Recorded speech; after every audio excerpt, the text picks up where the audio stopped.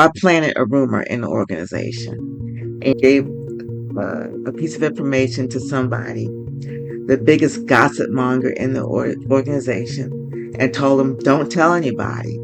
So he immediately ran and told it exactly to who I wanted to know. And I was able to do some things in a manipulative way, I'll say it, in the organization. And I used politics to my advantage, right? That's lesson number one. Before I get started, I wanted to speak to the woman who knows she's meant for more. If you've been stuck at the same level for too long, I created a leadership assessment test just for you. And it takes just about 3 minutes. And if you qualify, you'll unlock my $2,000 leadership advantage, including 4 weeks of coaching with me, access to our private WhatsApp community, and access to the tools to get you moving again. So start there, take the test, use the link below. In my last video, I talked about some of the positive behaviors. I'll say so-called positive behaviors in office politics. So now I want to talk about maybe some negative behaviors and negative behaviors that I'm actually advocating. Well, gosh, Linda, why would you do that? Why would you advocate some negative behaviors? Because we can learn. We can learn some good leadership lessons from the bad things that people do, right? And maybe I should share these stories in shame, but I'm not going to because I learned how to survive. And sometimes you got to do, a girl's got to do what you got to do. So there's this analyst. Her name is Tina Nuno, right? She did some research on a CIO in sheep's clothing, in wolves' clothing, something like that. I can't remember sheep's clothing or wolves, but it was a Machiavellian CIO. That's the name that I give it. So she identified some Machiavellian behaviors. Well, I can't talk about politics without talking about Machiavelli. So let me share a little bit about who that is. He was an Italian diplomat in the years 1469, 1527. He was a philosopher, historian, a political theorist, and he was best known for his work, The Prince, that he wrote in 1513. And it was published posthumously in 1532. And in it, he offers advice on leadership, on politics, um, pragmatism, and what he called statecraft. And sometimes his insights are characterized as realistic, and sometimes they're characterized as bad or perhaps downright evil.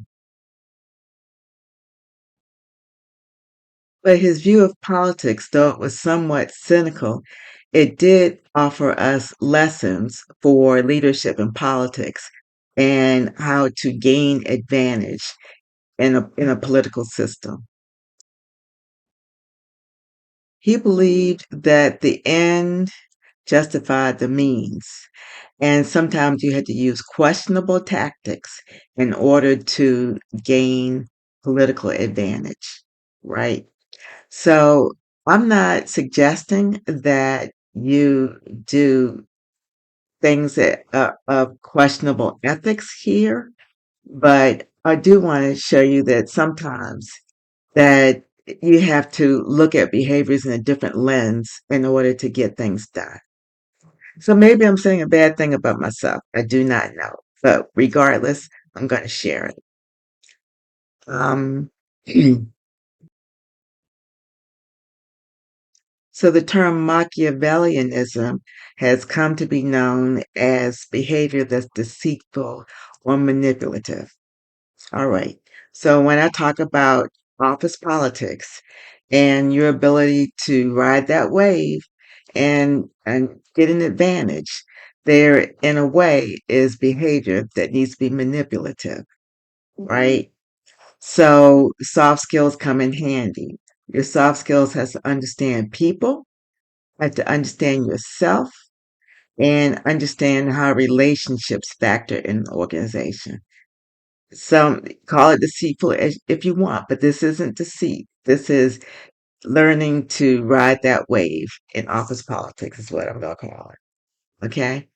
I'm going to give some examples of some things that I did to gain advantage in a political system, right? So well, let me back up a second. So I definitely understood how communication worked in an organization, in particular the grapevine, and how important the grapevine is.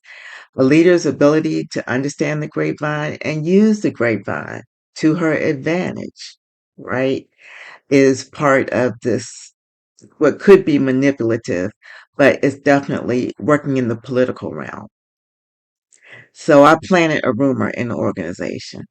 And what I did was I told uh, gave a piece of information to somebody, the biggest gossip monger in the organization, and told him, don't tell anybody. So he immediately ran and told it exactly to who I wanted to know. And I was able to do some things in a manipulative way. I'll say it in the organization. And I used politics to my advantage, right? That's lesson number one. Lesson number two, um, backroom deals. Learned how to make backroom deals and I learned when they were made. In one organization, I learned that backroom deals were made in the men's room because it was male dominated organization, IT, and I needed to get into the spaces where those decisions were made. Well, couldn't really go into the men's room, but what I did was I stood outside the men's room.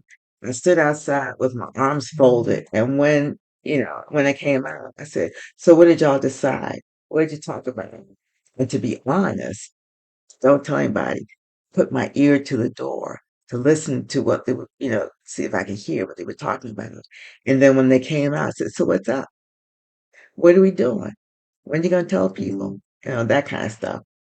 So the backroom deals, get into those back rooms, get into them. I realized that backroom deals were made on the golf course. So I said, I'm gonna learn how to play golf. I was a terrible golf player. And I can't say that, those backroom deals were made, but I can recall planting something in my foursome, and unintentionally, really. There was a cigar. So somebody was passing out cigars. So I smoked a cigar and it tasted just like a sugar daddy. That's the candy sugar daddy. I said, boy, this tastes like a sugar daddy. So some kind of way, then the information got into the rumor mill that I liked sugar daddies. So somebody came to my office to visit me with a whole box of sugar daddies. I said, I'm not pulling my feelings out for this, but thank you very much. So somebody else learned something about me playing golf. They thought they did, and then they thought they'd curry favor with me with sugar daddies, which didn't work. Finally, use information to your advantage. And in using information, you have to hoard information. Learn things, and the keeper of the information has an advantage, right? So I thought I was going to do this one time, use the information to curry favor with my new boss. And I went to his office and got a one-on-one meeting, and I was going to share this information that I had. And immediately, before I even started talking to him, he insulted me. And I said, I'm not telling him. Mm-mm, I'm not going to tell him. So the time came 3 weeks later where he needed the information, and I was able to curry favor with him by what I knew and sharing information. what ended up being at the right time in the right space. So maybe that's Machiavellian of me.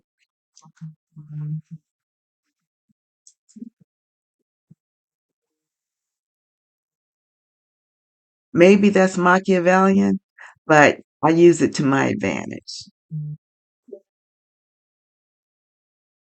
You're not stuck because you're not capable. You're stuck because you've been doing it alone. There's an African proverb that says you can go fast alone or far together. And let's go far and let's go far together. So take my leadership assessment test and let it show what you haven't been able to say out loud. And if your results qualify you, I'll support you through your next step. And I'll support you with a $2,000 leadership advantage, access to our private WhatsApp community, and personal coaching. You deserve to rise. Start with the test. It's your moment.